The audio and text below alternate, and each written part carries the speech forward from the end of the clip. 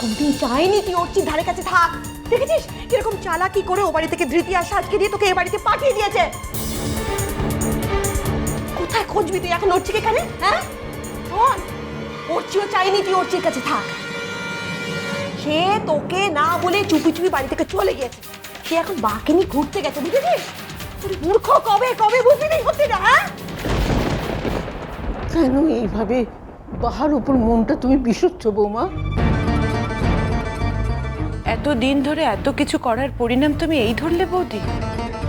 ছি ছি ছি ছি, অধর্ম অধর্ম। এত বড় অধর্ম তুমি করতে পারো না বৌদি, কিছুতেই করতে পারো না। থামো জয়া, চুপ করো। আগে আমার মেয়ে, তারপরে আমার কাছে ধর্ম অধর্ম সবকিছু।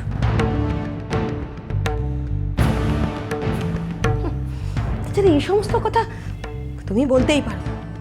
এই জীবনে তো তোমাকে তোমার মেয়ের জন্য কোনো ধকল সইতে হলো না, তাই এই সমস্ত কথা তোমার পক্ষে বলা খুব সহজ। বৌমা তুমি নিচে তুমি নামতে পারো কি করে বৌমা? চারদিকে তো সব শেষ হয়ে যাচ্ছে, এখন একটু ভালো হও।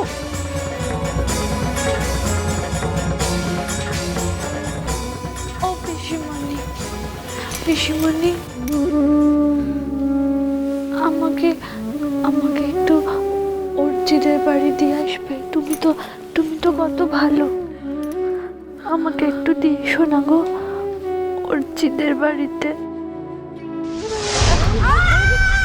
একটা কথা মন দিয়ে শোন, তোর অর্চিকে বাহা চিরদিনের জন্য তোর থেকে জোর করে কেড়ে নিয়েছে, ছিনিয়ে নিয়েছে। মন ভুলে যা মা, অর্চিকে তুই ভুলে যা। না না, আমি অর্চিকে ভুলবো না। যে অর্চিকে কেড়ে নেবে না আমার কাছ থেকে, তাকে আমি খুন করে ফেলবো। হ্যাঁ, তাকে আমি এমনি করে মেরে ফেলবো।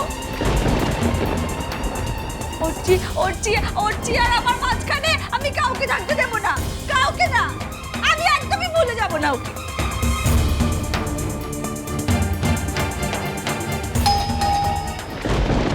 এই অর্চি এসছে, বস মুনিয়া। অর্চি আসেনি। মন অর্চি কোনোদিন এ বাড়িতে আসবে না। মন অর্চি এ বাড়িতে আর কোনোদিন আসবে না। ধ্রুব এসেছে। ছাড়ো তো, ছাড়ো না, ছাড়ো। কে এসছে? অর্চি এসছে না? হ্যাঁ হ্যাঁ, মুনিয়া অর্চি এসছে না? আমি বললাম না অর্চি আসবে। এই এই এই এই,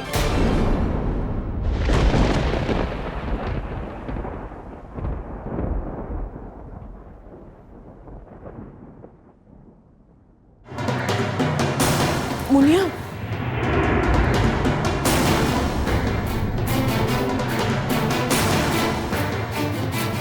কমলিকা মা, দেখি আমার মাটাকে একবার। কতদিন আমার মেয়েটাকে দেখিনি। দেখি দেখি দেখি, কই দেখি একবার। ওকে আগে চলে যেতে বলো। হ্যাঁ, ওকে চলে যেতে বলো। হ্যাঁ, ও ও ও ও ও ও আমাকে ট্রেনে চাপা দিয়ে দেবে, মেরে ফেলবে। হ্যাঁ, ট্রেনটা ওই দেখেছো? আবার ওই ট্রেনটা আসছে, মিছিল বাজিয়ে। হ্যাঁ হ্যাঁ, ঝমঝম ঝমঝম ঝমঝম। ওকে চলে যেতে বলো, ওকে।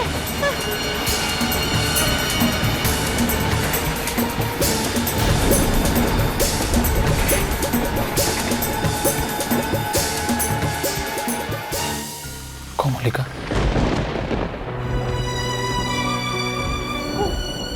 একটা বার তাকাও আমার দিকে। এই দেখো না, আমি দেখো, একটা বার তাকাও, একটা বার। কমলিকা প্লিজ একবার তাকাও আমার দিকে, একবার তাকাও আমার দিকে। দেখো দেখো কি হলো ঠাকুর? ঠাকুর কি করলেন আমাকে? সব ঠিক হয়ে যাবে মা, আমি বলছি আপনাকে। আপনি দেখবেন সব সব ঠিক হয়ে যাবে। আবার আমার পিকলু আর কমলিকা মা সুখে সংসার করবে, দেখবেন আপনি। কমলিকা, আমি আমার দিকে আমাকে আমাকে ওর কাছে দিয়ে এসো আমাকে কমলিকা প্লিজ আমার দিকে একবার তাকাও। ওর কাছে দিয়ে এসো খবরদার বলছি তোমাকে, খবরদার ওই নামটা খবরদার মুখে আনবে না তুমি। আর যদি এনেছো না তাহলে আমি কিন্তু কমলিকা তুমি এগুলো তুমি ভুলে যেও না, তুমি একজন পেশেন্টের সামনে দাঁড়িয়ে আছো। Don't forget that. বাবা আমি আর জাস্ট পারছি না, জানো তো ওই একটা নাম আমার গোটা জীবনটাকে শেষ করে দিয়েছে, তছনছ করে দিয়েছে। এই যাও, টাকা থেকে চলে যাও। কেন এসছো তুমি আমাদের বাড়িতে? এই যাও। আমি কোথাও যাব না কমলিকা, আমি কোথাও যাব না, কিন্তু আমি তোমার পাগলামি ঠিক সরিয়ে তুলবো। আর শোনো শোনো, ওই নাম তুমি মুখে মুখে কিছুতেই আনবে না, তুমি কিছুতেই আনবে না ওই নাম। দেখলো, তোমাকে দেখছি এখানে আনাই অন্যায় হচ্ছে। যখন তোমার সব থেকে বেশি পেশেন্সের দরকার, তুমি সব থেকে বেশি ইম্পেশেন্ট হচ্ছ। এতে কিচ্ছু সুরাহা হবে না ধ্রুব।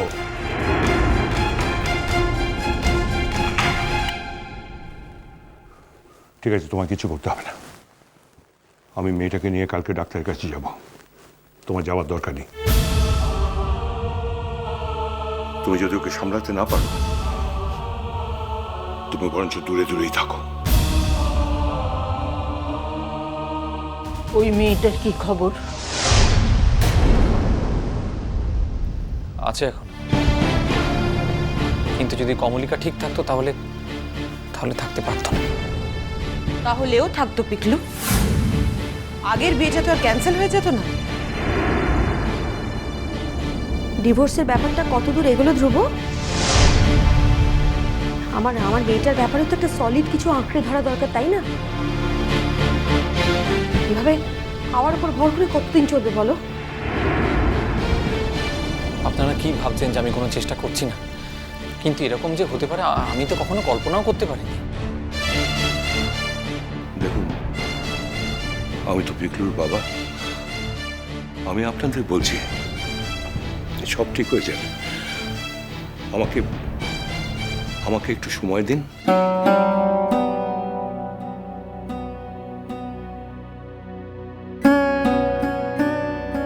আমি আপ্রাণ চেষ্টা করবো। আমি কথা দিচ্ছি সব ঠিক হয়ে যাবে। আমি তো আর সব ছেড়ে, নিজের বাড়ি ঘর ছেড়ে এমনি এমনি শহরে পড়ে নেই।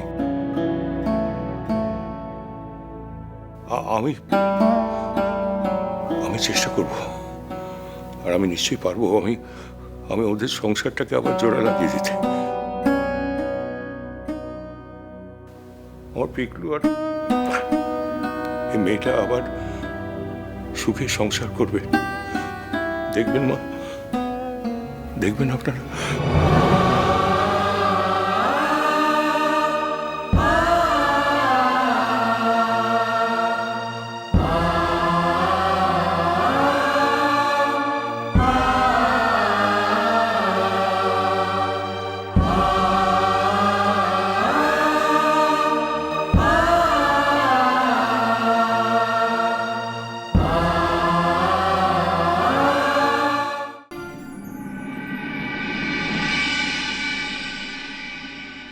কি তুমি এখানে?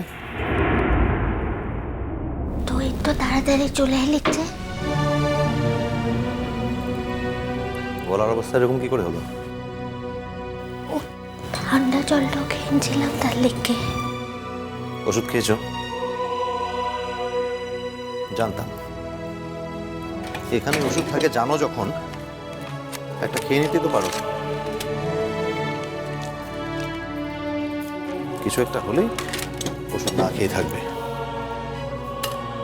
নাও নাও, খাও তাড়াতাড়ি।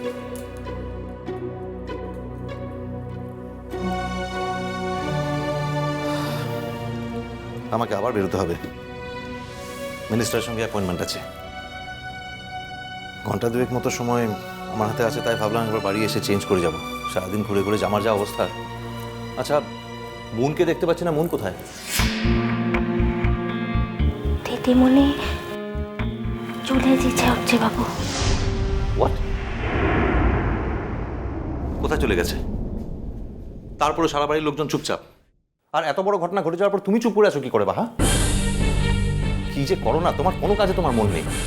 সব কাজ তুমি শুরু করো সমারোহ দিয়ে, আর মাঝপথে তোমার সেই কাজটা ছেড়ে দাও, কোনো দিকে মন থাকে না। আরে এরকম করলে কি করে হয় বলো তো?